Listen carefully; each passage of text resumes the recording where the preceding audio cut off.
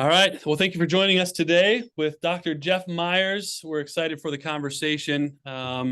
I've been an admirer of Summit Ministries for a long time. Dr. Jeff, I don't even know if I've shared this with you, but my dad is a pastor in Colorado Springs at Rustic Hills Baptist Church. And I Wow, was just cool. out with some of your team at Summit over the summer.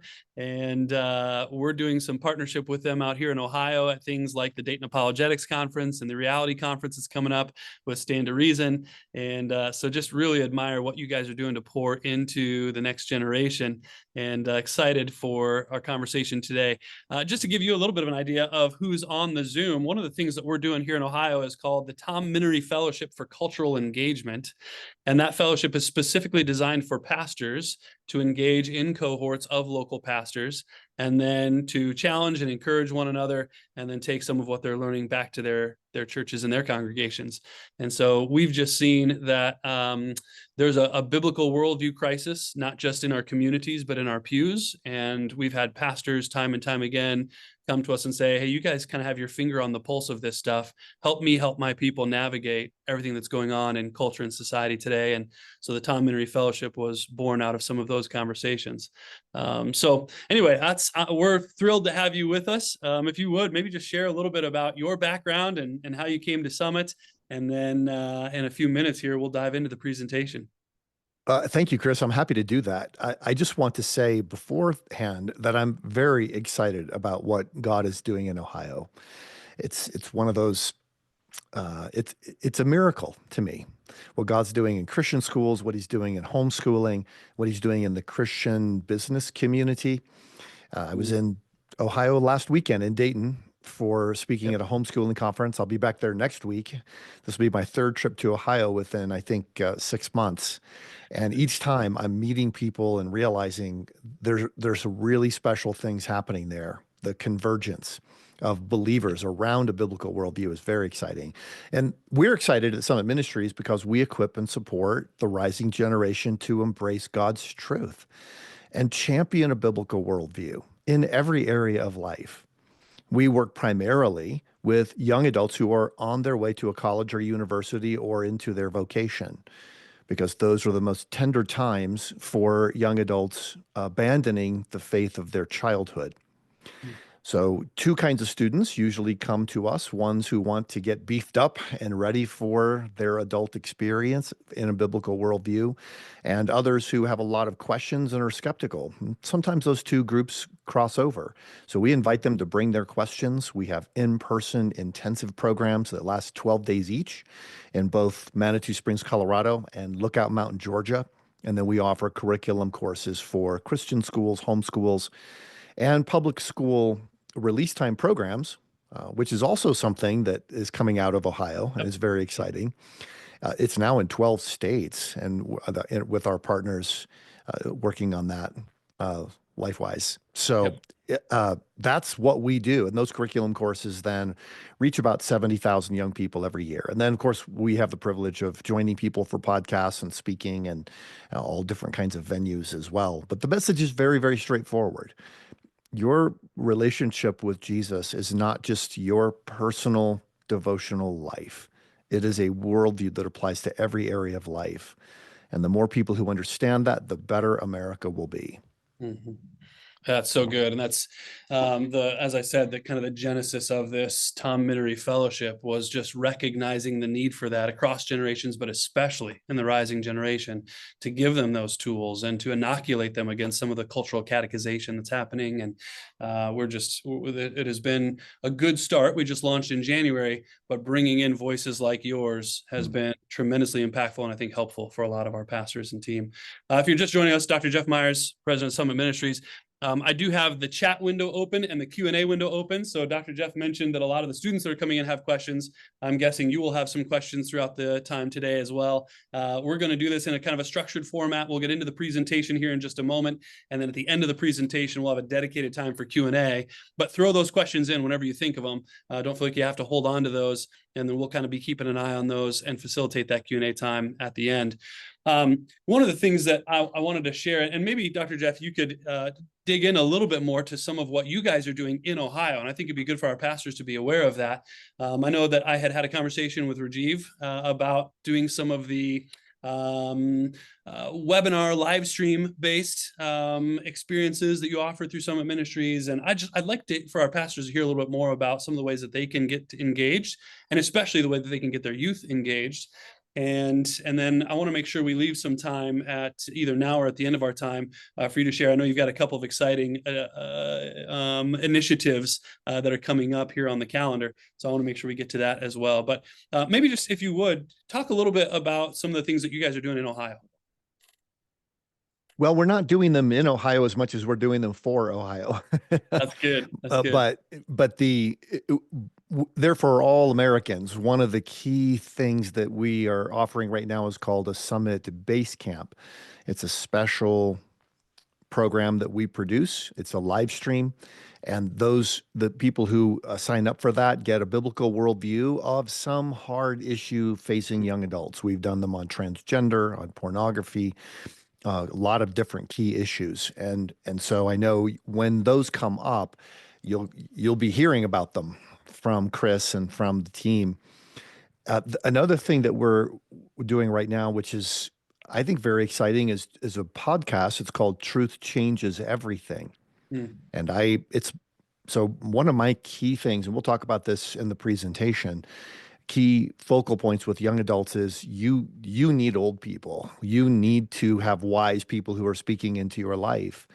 And I model the way in that podcast. So every single week I do an episode where I just get in touch with somebody who I've wanted to get to meet. Many of them are younger than me. Well, most of them are younger than me these days, but they're still wise counselors because they've focused in on something that lots of people need to know about.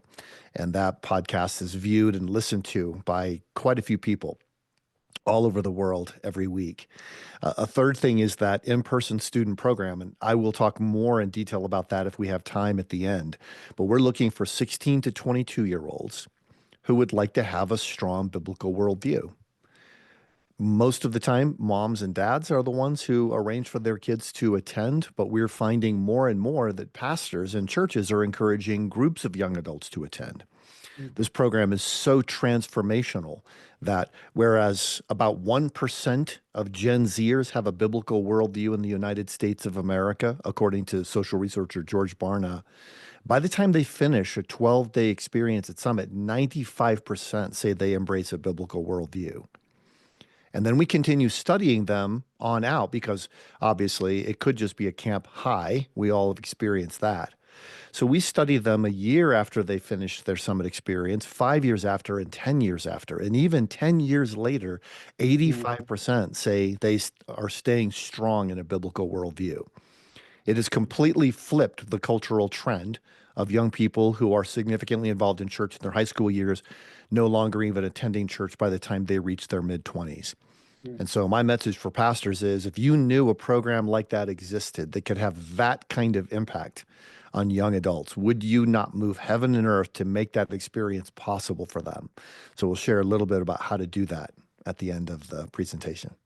Love it. That's so good. And if most of the attendees and listeners on the call today receive our monthly newsletter, The Times, and if you receive the Times from us, you've seen me highlight Summit Ministries and share their resources in that space. But I'd encourage you to check them out, subscribe, get on the mailing list, because the stuff that they're putting out is such valuable content for you as you're leading your churches, and especially for your youth pastors as they're working with that next generation in particular.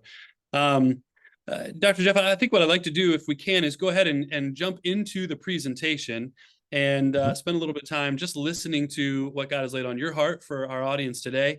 This is being recorded, so I know we've got a number of people who have already said, man, I want to be there, I want to hear it. Can you make sure that it's so? We're going to share this with our network broadly afterwards. And the other thing that we'll do is include in kind of the show notes, if you will, a number of the links. So anything that you reference that you want to make sure that we get linked so that people can follow up and dig more and do more research, we'll make sure that we get that from your team.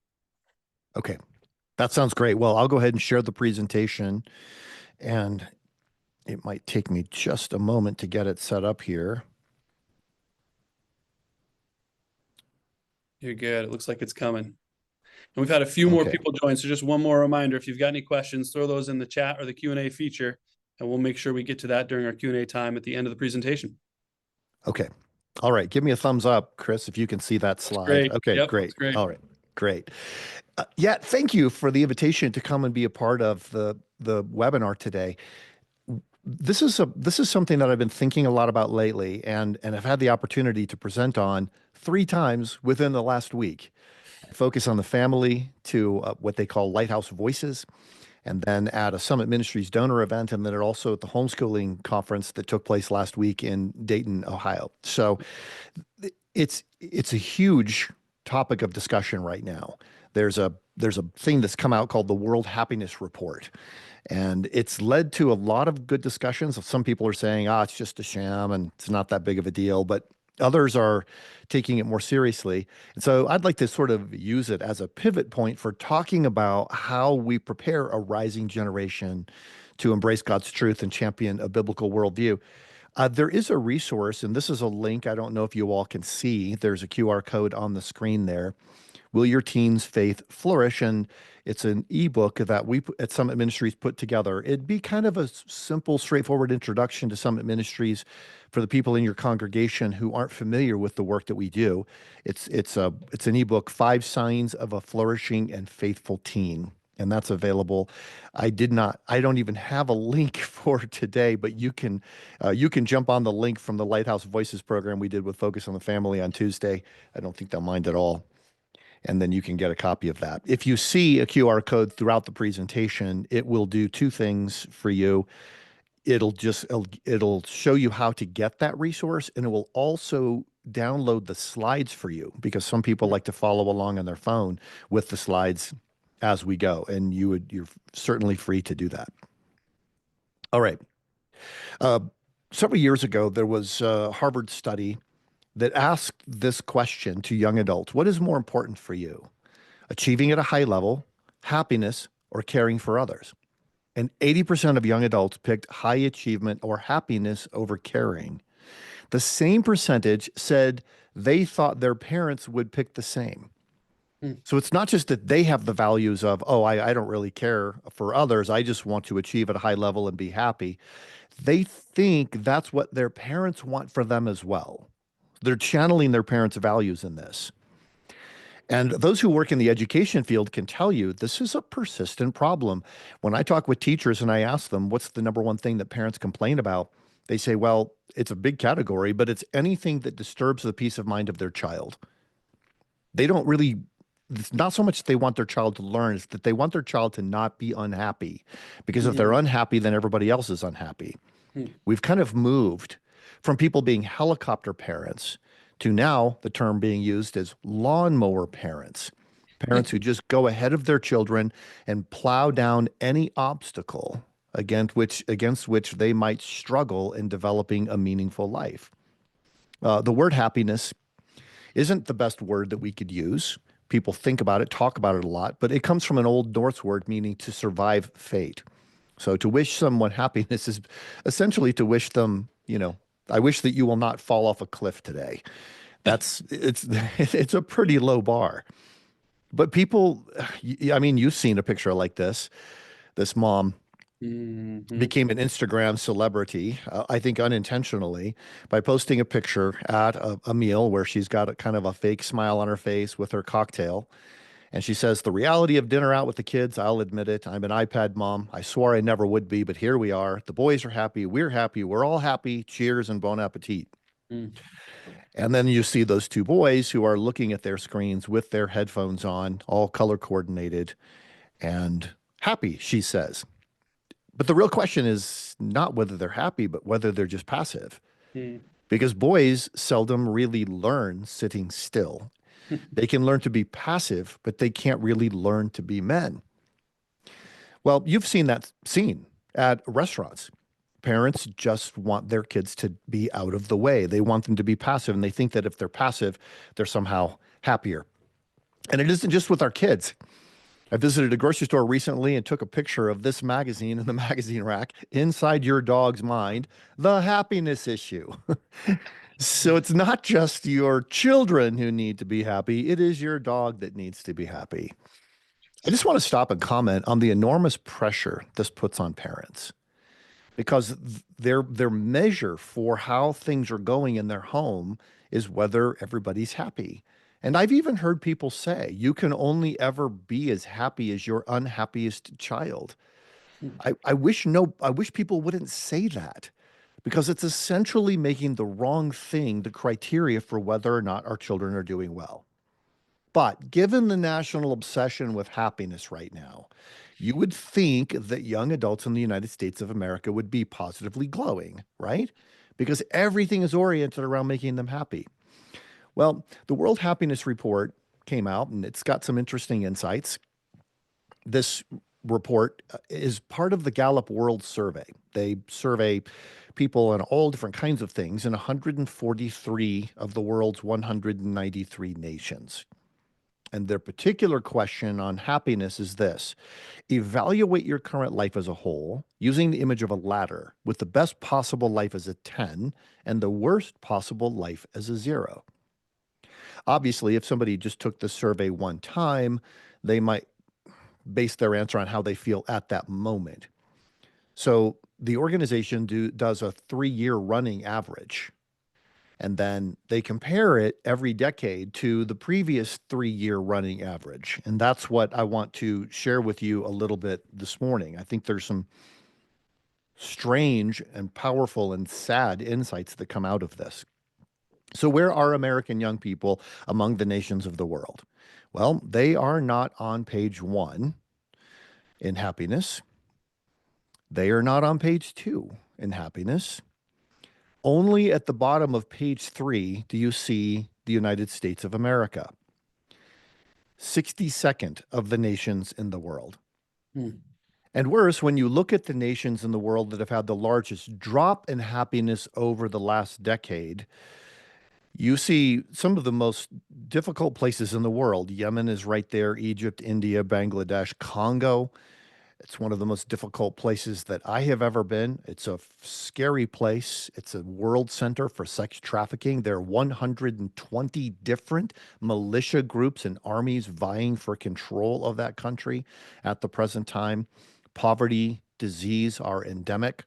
You would have to say that it's one of the most difficult, miserable places in the world. And yet, there's the United States, 120, right down there at the very bottom of the nations in the world, that with the largest drop in happiness over the last decade.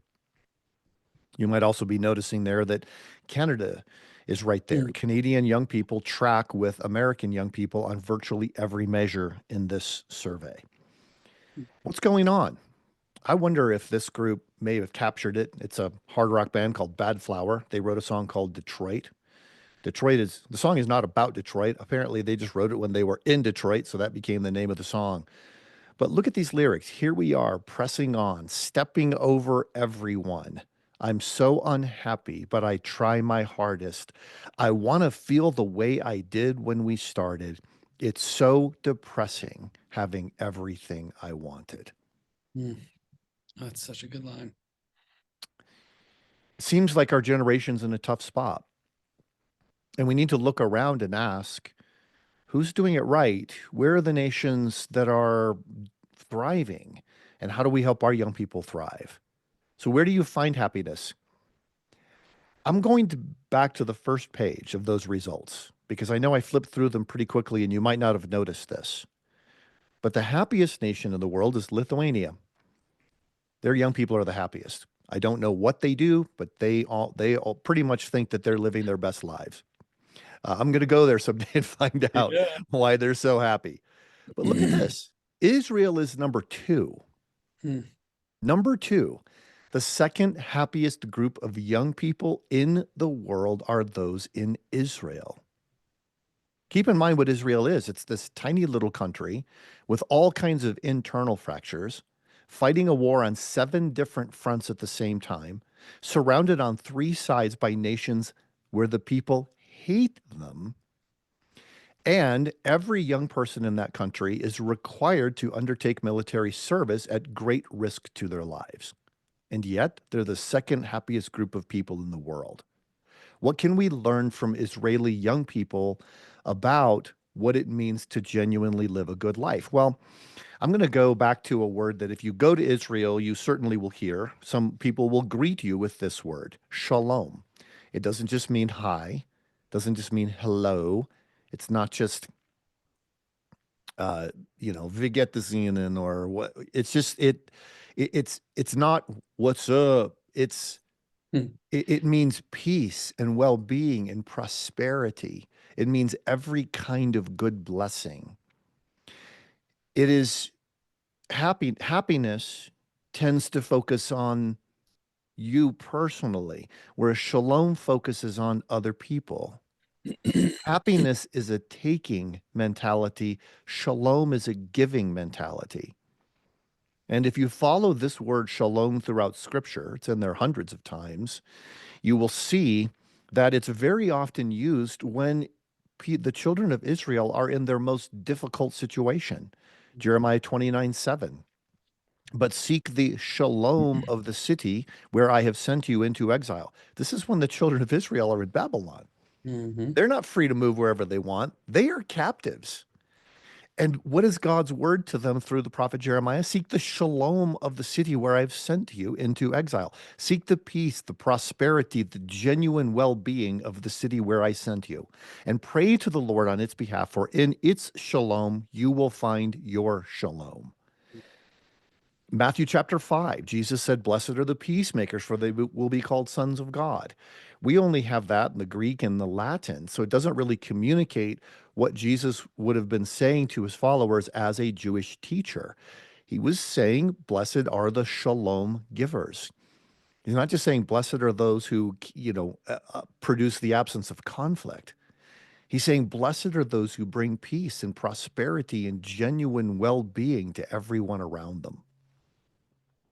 So, how do we raise shalom focused kids? That's what I'd like to focus on in the time we have. And I will be open to questions here in just a few minutes. There are 3 points I wanted to make: reality, resilience, and responsibility. Reality, resilience, and responsibility. And I'll define each of those and give kind of a badge or a statement that I think reflects the values that we ought to promote in our children. Let's start with reality. I'll define reality as being grounded in the physical world more than the virtual one. Hmm. There's a major discussion taking place, and by and large, it's a positive one in the United States of America about what we have done to our children by turning their lives over to smartphones. Schools now are gaining courage, public schools, Christian schools, charter schools, to take phones away from kids when they arrive at the school door every day. I visit many schools. I'm in schools on a regular basis, not quite weekly, but at least a couple of times a month. I can tell within 30 seconds of when I walk in the door what the cell phone policy of that school is. Within 30 seconds. If I walk through the halls and the kids are quiet and alone, that means they are accessing their phones. If they are alive and chatting with one another and having talks and discussions and laughing, it's because the cell phones have been put away. Hmm. It's an instant thing. We're also recognizing the that it is through their phones that children access social media. The more children access social media, the more anxious and depressed they are. Period. Full stop. The research on this is evident. It is clear. In my mind, it is incontrovertible. We are seeing the worst levels of transgender behavior and gender insecurity among young women, and it literally correlates to how much time they spend on their phone. Yep. So we need our children to be focused in reality. Here's the way I wanted my children growing up to approach this. I want them to be able to say, "I am a learner who wants to grow." This is especially important for boys, but I think for both boys and girls, to be people who come outside of ourselves and develop a heart of curiosity. When I was a when my kids were younger, smartphones weren't a thing, but video games were a thing. And we had a knockdown, drag out battle about whether we would get a video game console for our home. Mhm. My kids wanted one. They did everything they could to persuade me. And finally, I said, "All right, tell me the reasons. Tell me the reasons you want one." And they said the particular one they wanted, they said, well, you don't just sit still to do it. You're not just being a couch potato. You do things like you can use the controllers to play tennis. Really? You want to play tennis? Yeah. I said, well, then get in the car. And we got some tennis rackets and tennis balls, and I took them to play tennis. I love it. And then they said, okay, well, but you can do other things too, like bowling. I said, you want to bowl? I never knew you wanted to bowl. Well, get in the car. So I took him to the bowling alley. I told the guy, give me an hour. Give me an hour of bowling. Actually, give me 2 hours because I want to make sure they get their fill of it and we don't have to come back. Uh, They finally admitted to me, okay, you can do all those things with this console, but you can also play first person shooter games, and we want to play first person shooter games. I said, seriously, you want to shoot people? Get in the car. And then they were really nervous. I took him down to the sporting goods store. We got a bunch of airsoft guns in these canisters of pellets, tens of thousands of pellets. We came back and with all the neighboring kids had the most epic airsoft battles in our yard. They still today talk about those airsoft battles. And I told them, look, I'm not getting you the game console, but I'm going to make an investment in you. Anything that you want to play with outside that I can fit in our budget, I will get you. We ended up with a 124-foot zip line in our backyard, motorcycles, go-karts, uh, kayaks, every motorized and non-motorized vehicle that you can think of, skateboards, anything, because I wanted them outside doing things, actually doing real things in reality, learning, testing their limits. And I think my kids, they all look back on that as having been such an amazing time of life. I was a couple of years ago with one of my sons. He was a teenager at the time, and I took him on an adventure to go scuba diving. It's one of the things that a couple of my kids love to do. We love to scuba dive on reefs and wrecks. And I took him on the trip, but I said, look, on the way back, we have to stop for me to speak at the speaking engagement. Is that going to be okay? Because we're going to be coming back from the tropics to St. Louis, Missouri.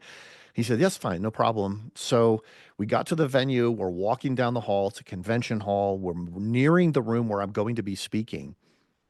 And I hear all the people in there. Of course, I'm getting, some adrenaline.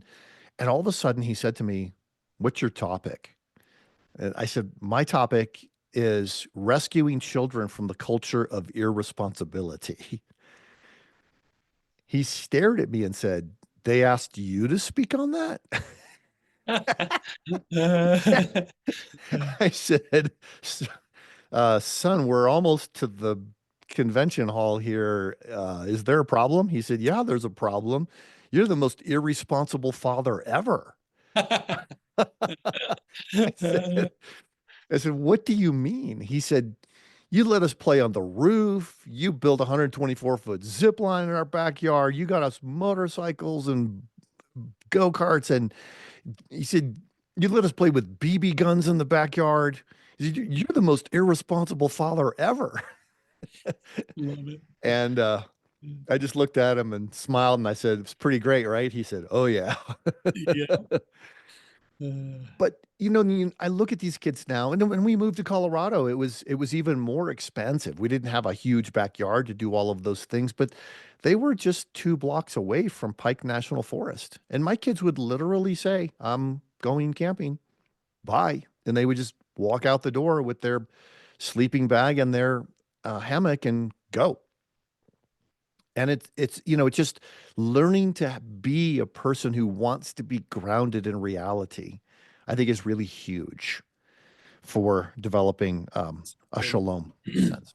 All right. The second point is resilience, which is being comfortable, being uncomfortable. Being comfortable, being uncomfortable. I've worked with so many young adults who are all wound up in their gender identity. I'm transgender, or I'm bisexual, or whatever it happens to be.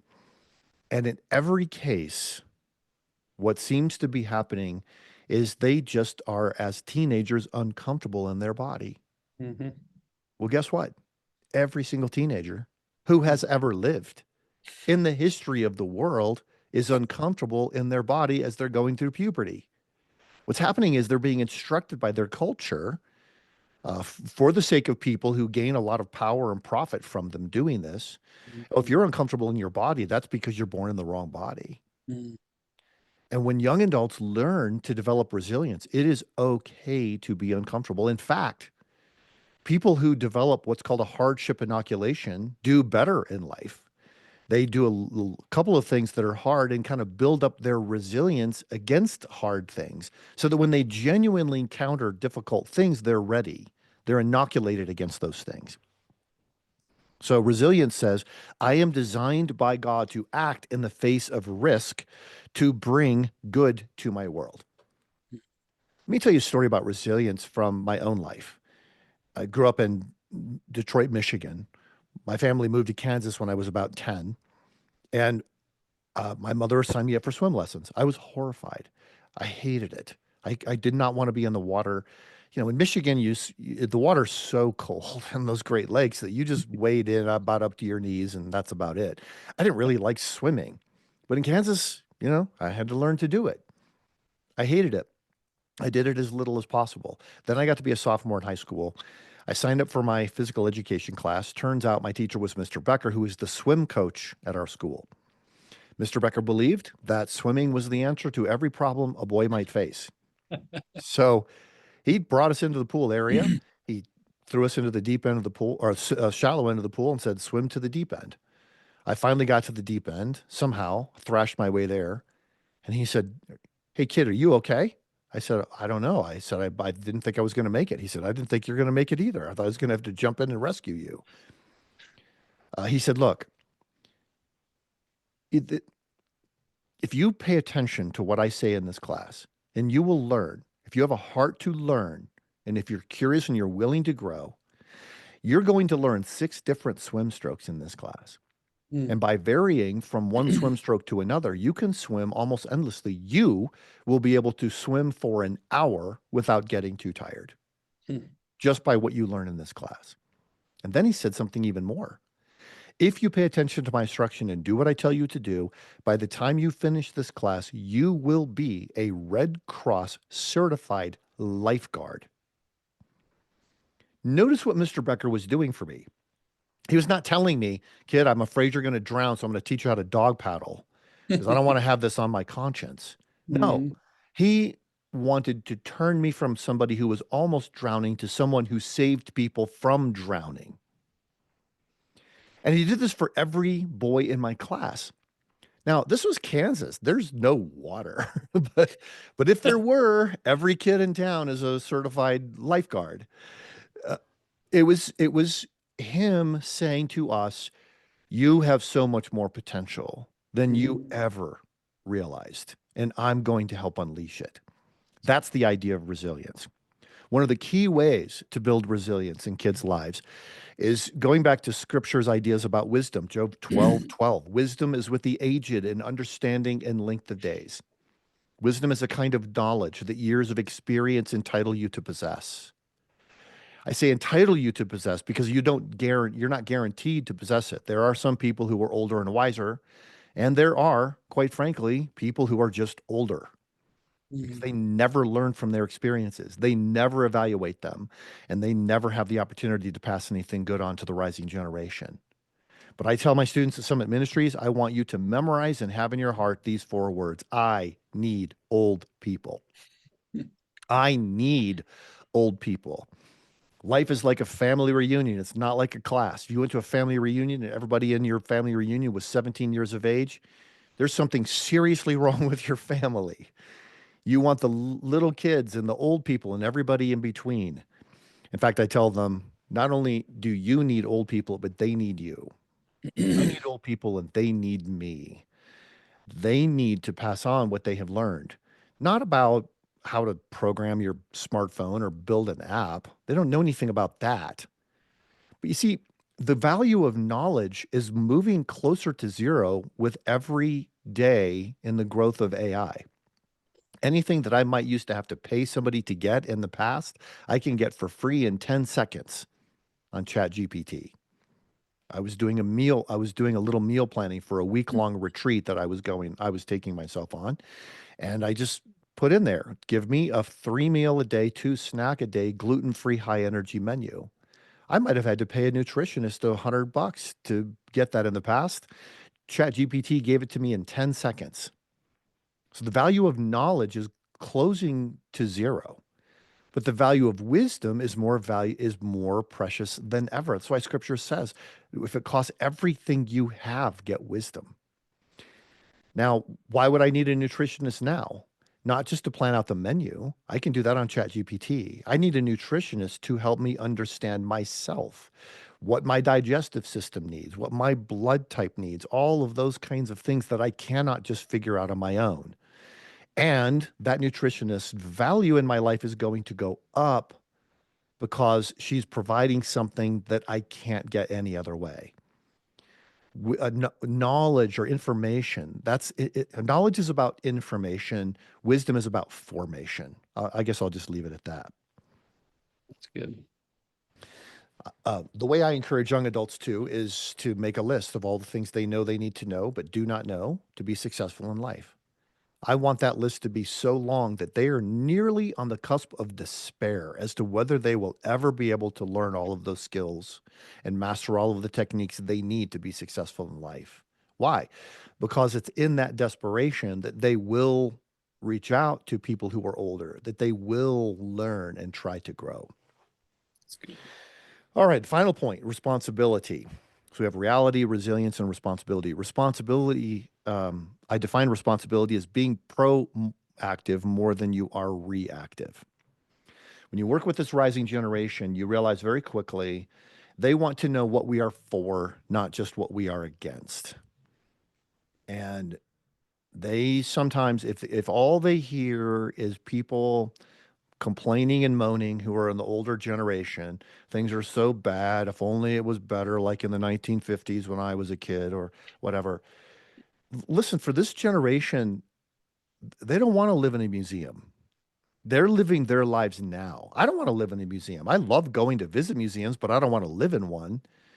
I'm not a Christian and a conservative because I want to push people back into the past.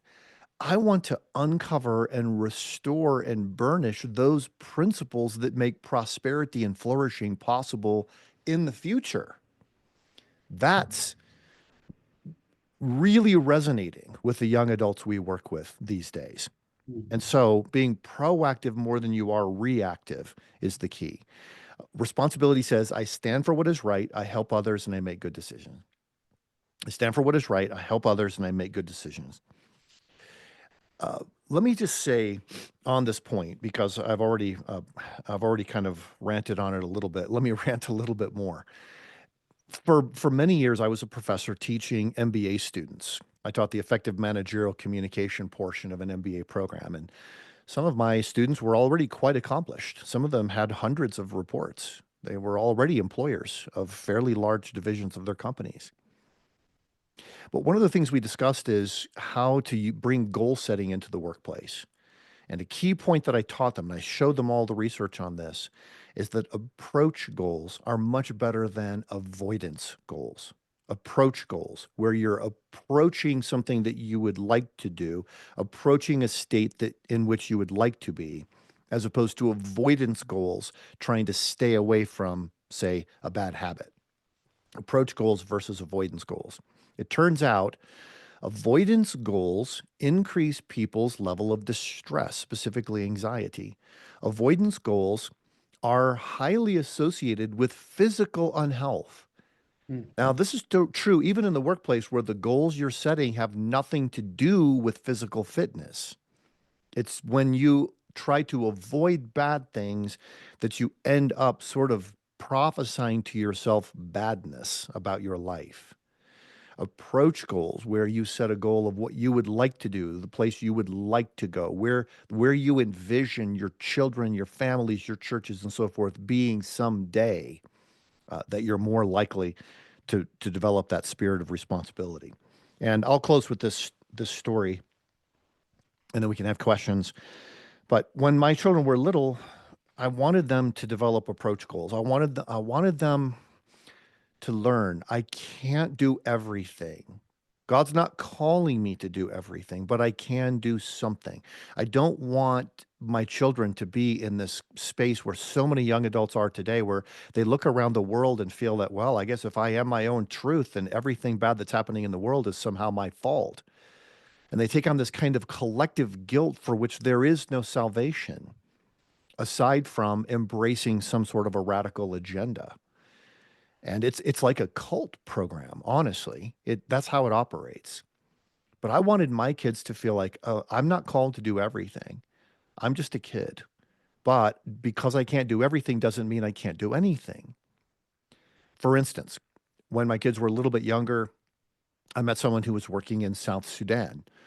And they were telling me that while they were able to get food to people, getting clean drinking water was very difficult. People get thirsty, they would drink whatever water was at hand. And it usually carried disease and it made people sick. More children and women were dying from bad water than anything else. And so they said, we can build wells, and these wells go down deep into the ground, and the water there is clean. We can just stop a lot of the disease and death if we just have wells. But each well, I was told, cost $7,000 to drill. So I went home. I showed the video about this to my kids. I asked them, what do you think? They said, it's very sad. I said, what do you think we could do? Do you think it would be possible for us to build a well? If And they said, $7,000. I mean, we have like $5. How are we going to do that? And I asked them, well, I know we don't have that money, but if we could get it, how would we go about getting it? And one of them said, well, you could sell a book. I said, yes, I could. Actually, that's a good idea. If I sell a book and people buy it, will you help me distribute those books? And they said, yeah, we'll do it. So I made an offer to my email list that there was a book I had, and I would be selling it, and for a certain period of time, all of the proceeds would go toward this project that my children and I were working on to build a well in Sudan. And we sold a bunch of books, hundreds and hundreds and hundreds of books, um, probably almost 1,000 books. And my kids put every single one of them in an envelope, dressed them, Mm, put stamps on them. They personally handled. We did it all together. yeah. And with all of those books, we were able to raise $7,000. And there is a well that my kids paid to drill in South Sudan that saved lives. Yeah. Now, look, you could never say to those kids, look, kid, you're just a kid. You can't make a difference. Yeah. Because my kids would say, oh, wait, I already have. I Mhm. already have. There are people alive today because my dad and I worked together to raise this money to build this well. That's what 1 Timothy 4:12 says. Don't let anyone look down on you because you are young. Instead, set an example for the believers in speech, conduct, faith, love, and purity. So when students come to Summit Ministries, in addition to the biblical worldview and apologetics content that we give to them, the base layer of everything is that you are living a life of shalom. You are Mm, here on this planet to bring blessing and flourishing to others. And when you move outside of your self rumination and you begin to focus on others, you approach rather than you avoid. You focus on reality. You every day do something that's a little bit hard so you build up resilience. Then you find that your scores on that am I living my best possible life thing will go up. They mm. will go up. And I believe as a nation, they will go up as well. So I hope that's some helpful material and something worth discussing. And I'll just unshare the presentation here and we can dialogue. No, that was fantastic and fascinating. We've already got a couple questions that are coming in, but I want to lead us off with one comment, just to again plug Summit Ministries and then lead that into a question for you. So Dr. Jim Spiegel is our facilitator for the Central Ohio cohort for the Ministry Fellowship. He was a professor of philosophy and theology at Taylor University for like 27 years and just wrapped up a Templeton Grant Scholarship at Hillsdale. And he said of all of the things that he has seen impact his kids, his son attended Summit Ministries 2 years ago, and it was transformational. And so Wow. this is coming from a guy who has every tool in the tool belt to raise up his kids with a biblical worldview, right? But he said Summit Ministries was instrumental in forming him for the future of his life. And so, Yeah. as an encouragement to you and as an encouragement to the rest of our pastors, to check that out, I just that was huge to hear his testimony on that. Tying Chris, that, let me mention yeah, something. Our Eastern program is in Lookout Mountain, Georgia. You can get a van and ride from Central Ohio down there in about probably 7 hours. So it's a yep, doable drive. And I would challenge you, as a group, at least a guy and a girl from every church, and more if the resources are going to be available. And if they aren't, by the way, we're going to work with you to help scholarship them.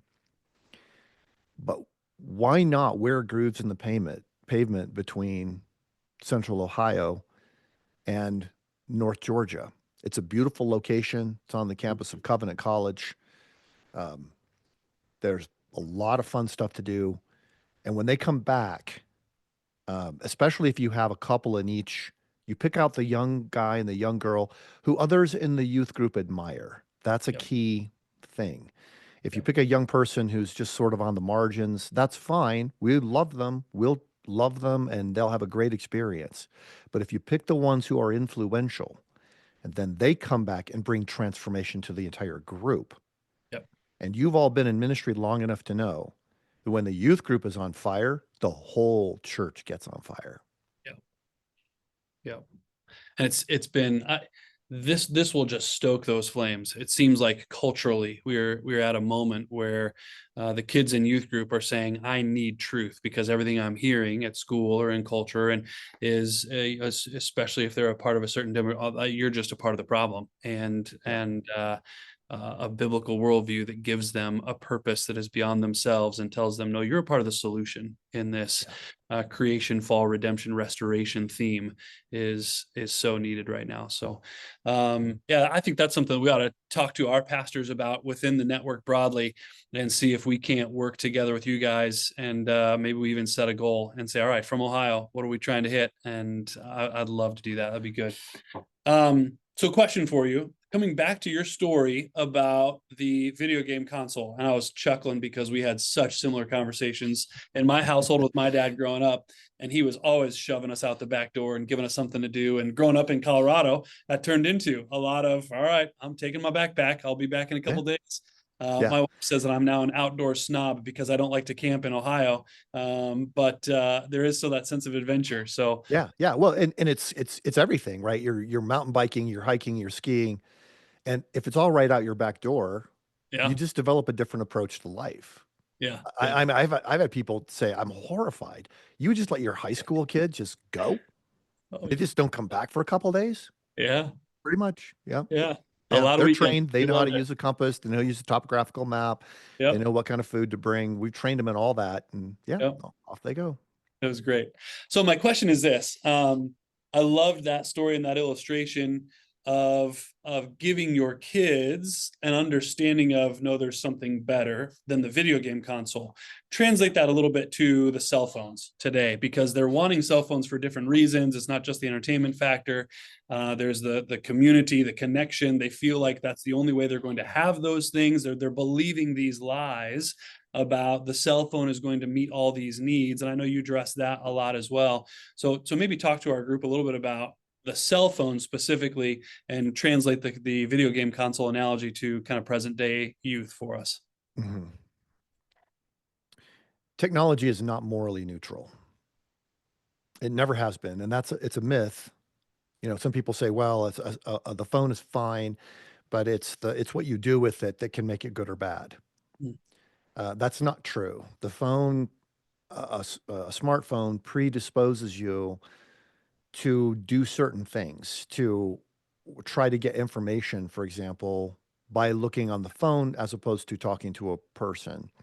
It predisposes you to use those spare moments of time to look at social media as opposed to looking around you and learning, being creative, connecting with other people.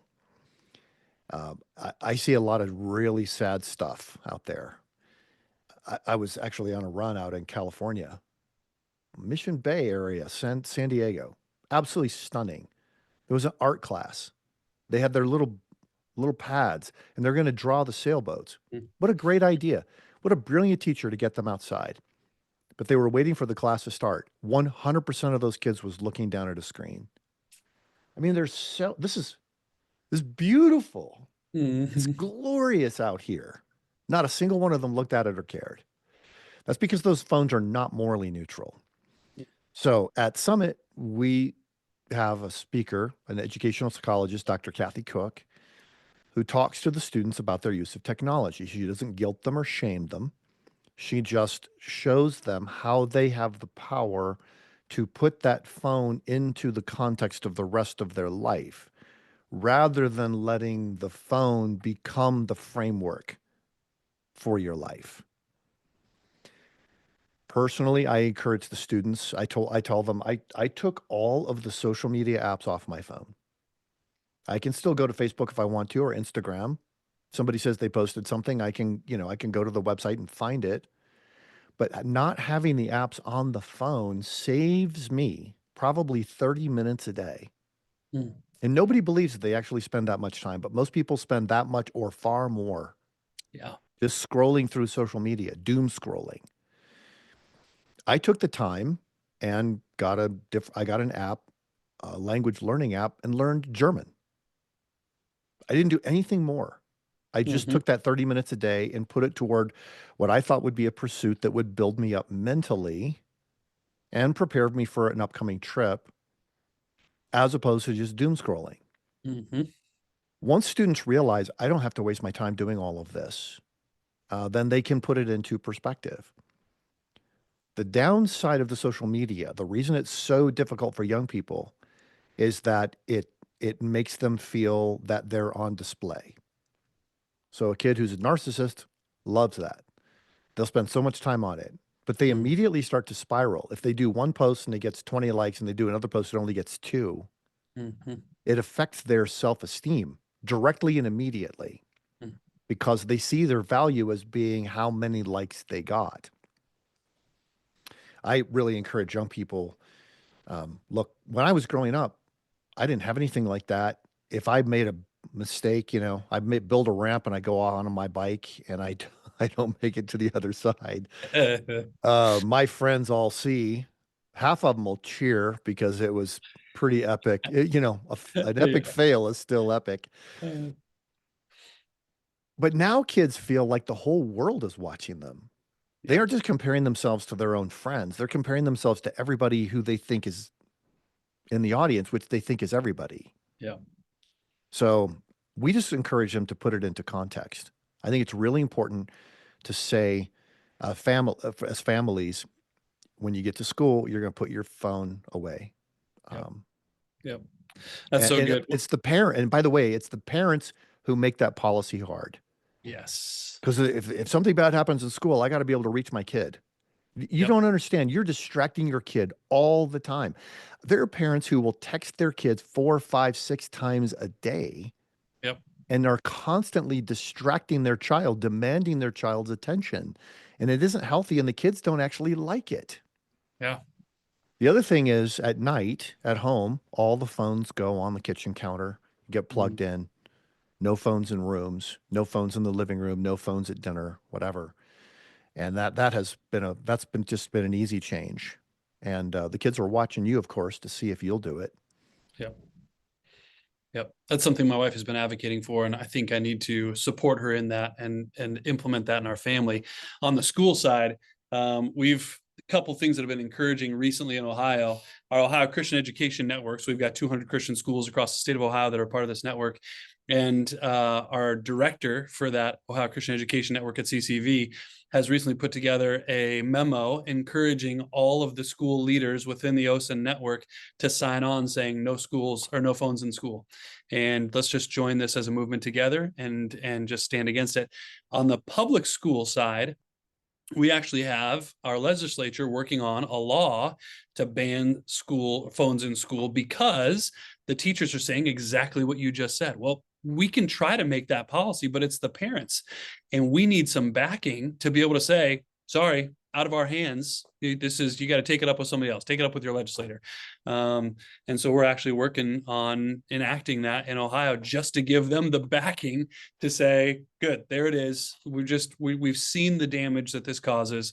Let's just put it into the state legislature. So I'm encouraged by some of the data that has come out that has shown that damage and the trend and the direction that I hope we're starting to take Ohio in a couple of those areas, at a minimum in our Christian schools, and hopefully in the public school settings as well. But we did have one question that just came in from Pastor Randy Barr. Can you comment on the criteria that were used in determining the level of happiness of the nations in that report? And then are there particular people groups, or, is it down to the individual level? How was some of that report put together? And I don't know if you know that, or if that was just some data that you were able to find and grab, but. Yeah, I know about it. So the World Happiness Report it's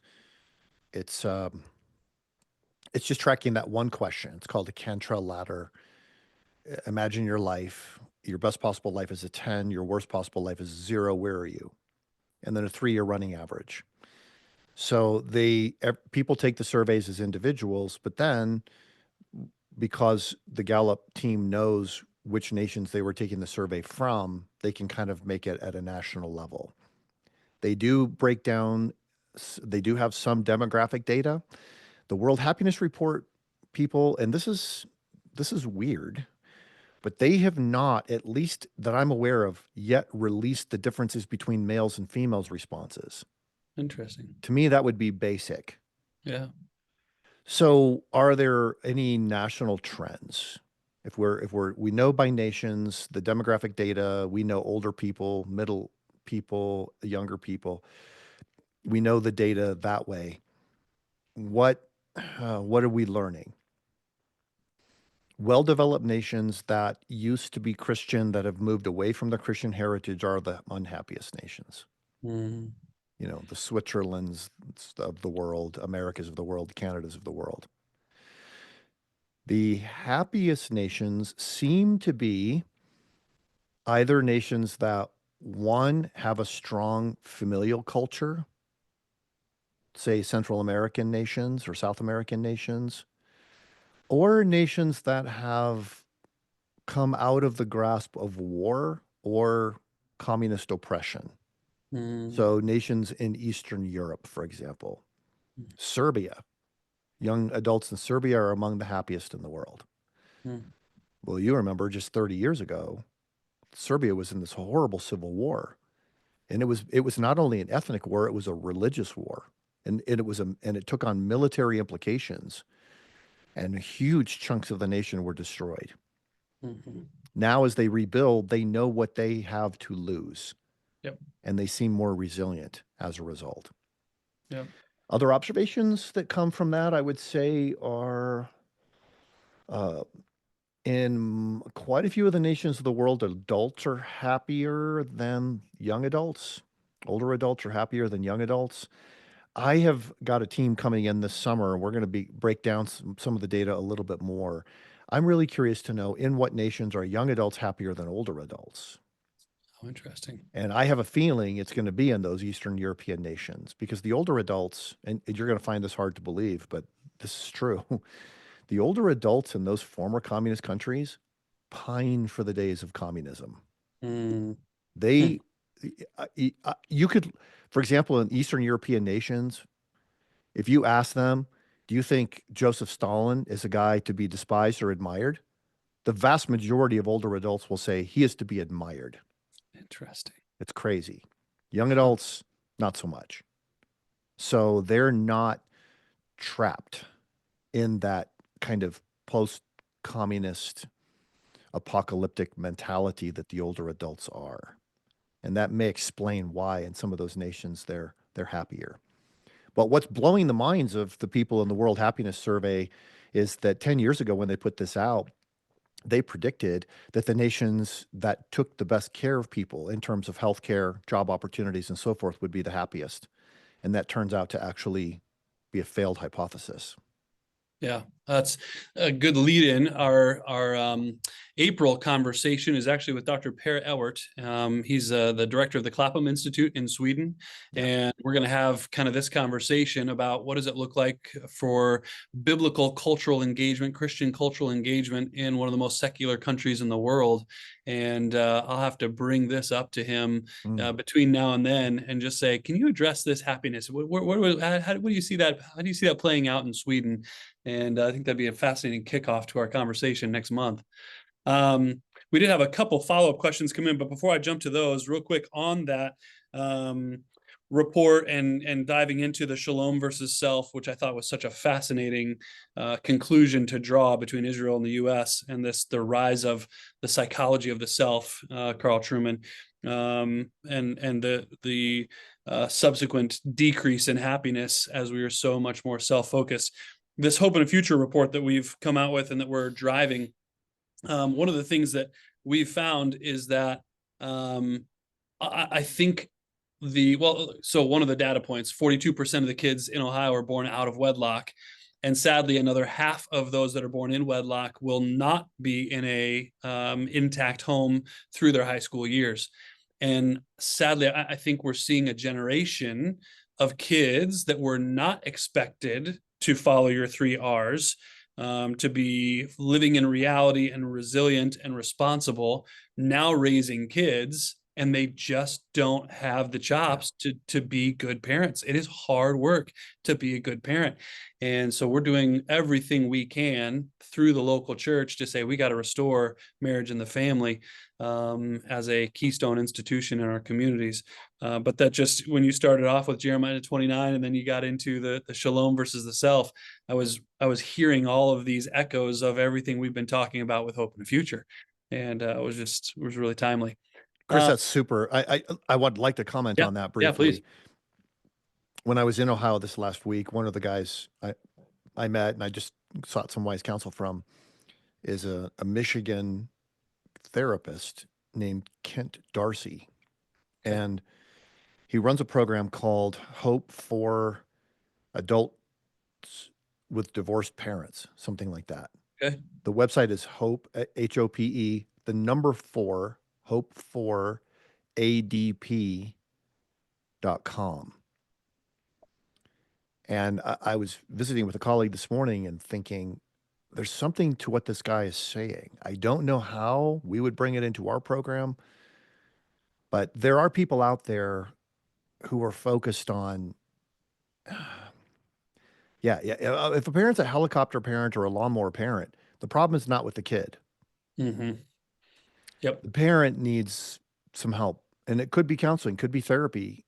It could be group therapy, family therapy. I don't know, but parents need to grapple with their own insecurities to be able to raise healthy kids. And sometimes if they grew up in a home that wasn't intact, their goal is to have their kids not experience the difficulties they experienced. Yeah. And so they can actually put too much of an emphasis on the happiness of their own children because they themselves lived desperately unhappy childhoods. Yes. Yep. I think coddling of the American mind kind of gets into that a little bit.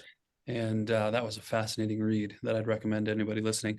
Yes. And Jonathan Haidt is an agnostic Jewish liberal scholar.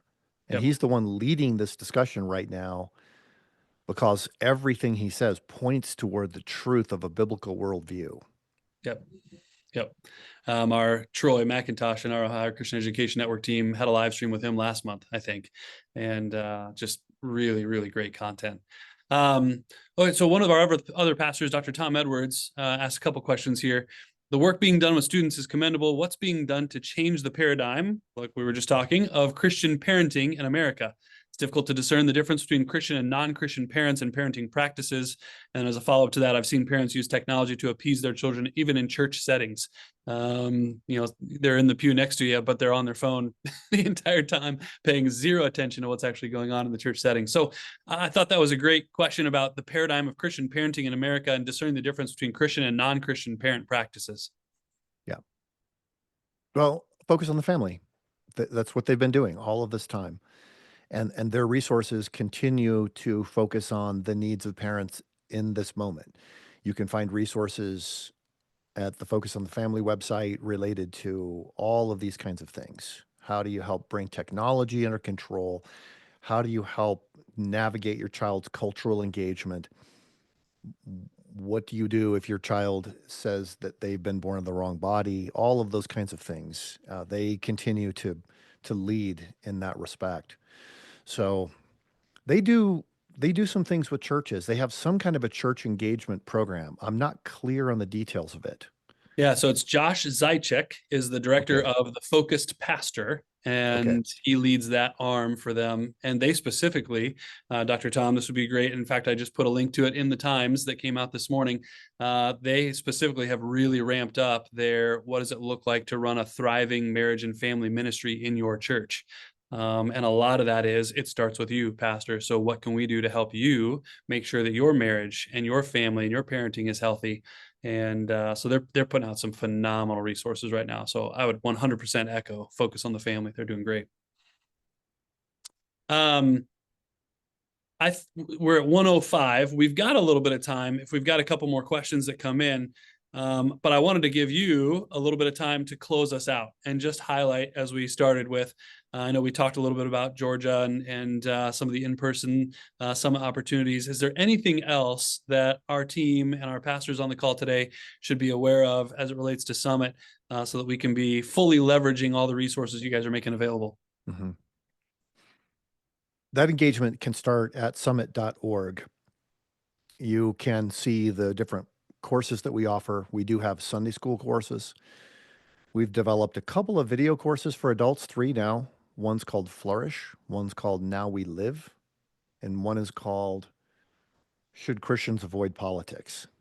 Those are 3 small group courses that we've designed for adults. We have Sunday school courses that take a biblical worldview, the one that we've developed and tested with Christian schools for decades, and put that into a Sunday school context. So if those are resources that can be helpful to you, we want to help.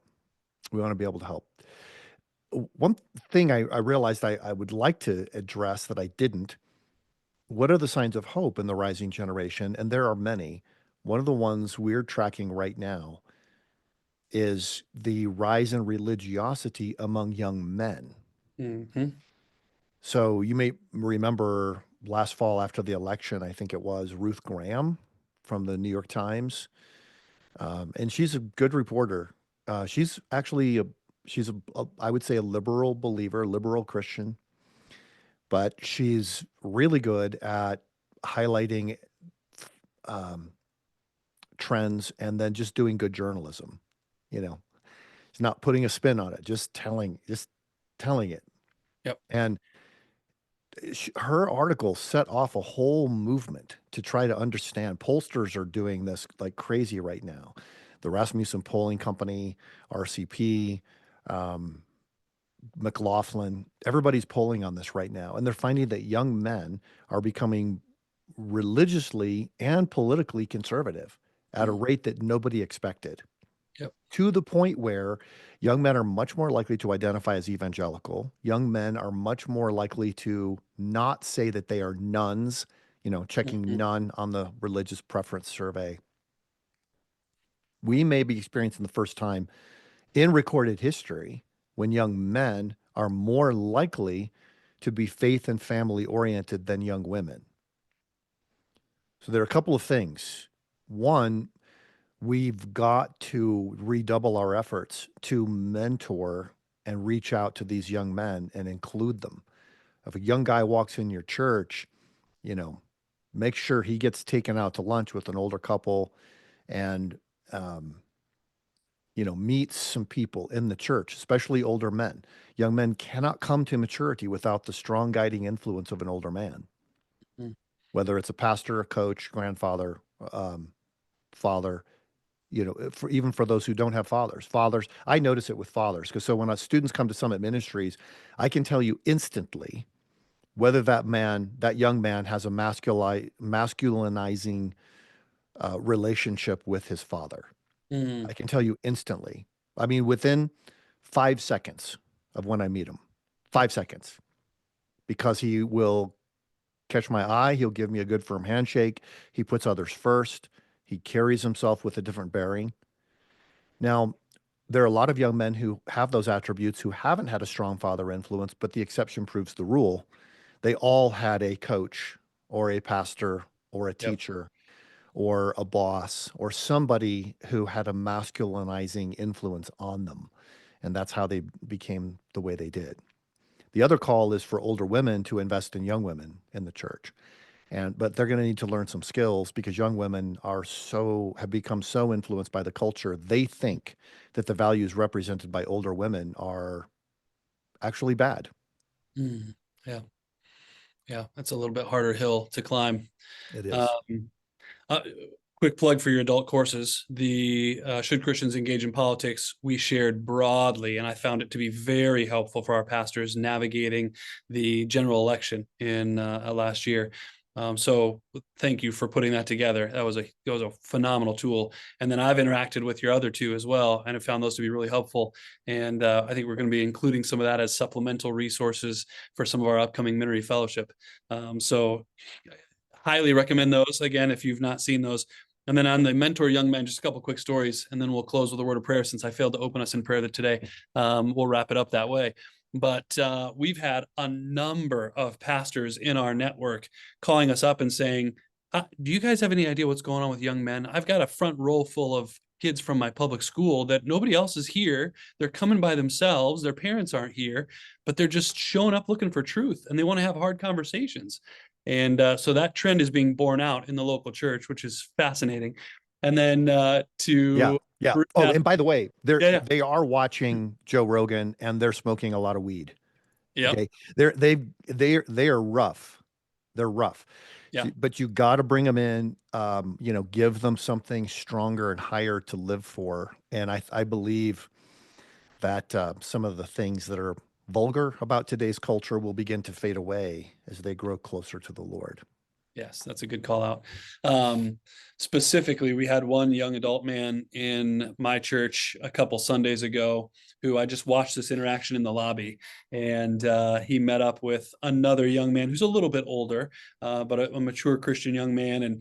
And I watched him grab his backpack and he pulled out Wayne Grudem's Systematic Theology, this tome of a book that was taking up his entire backpack, right? That book is Handed it to this like other 1,500 young, pages. yes, at least, yeah, 1,500. And he handed it to this other young man who like cherished it and said, I'm going to take this home and read it this afternoon.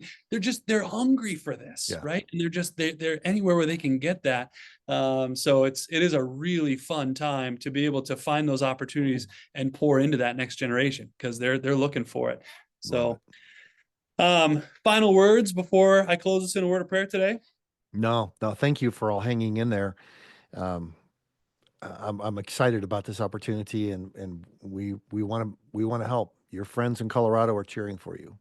Yeah, well, thank you for being with us, and we're excited to build this relationship out in a more intentional way and engage with Summit across the state for our pastors here in Ohio. So, let me close this in a word of prayer, and we will let you get about the rest of your day. Thank you for your time today. Thank you for Dr. Jeff. Thank you for the ministry of Summit. Thank you for all that they have done over years and years to pour into generation after generation to raise up young people with a biblical worldview and instill the leaders of tomorrow with an inoculation to the cultural catechism that is happening from our society. And more importantly, to give them a foundation that they can stand on to lead with confidence from a position of biblical principles and wisdom, even at a young age, the wisdom that is gained through these interactions and relationships and the mentors and the resources that are poured into them. Father, we're grateful for the effect and the impact that Summit has had over those years, and for Dr. Jeff and his leadership and for his team as they pour into that next generation.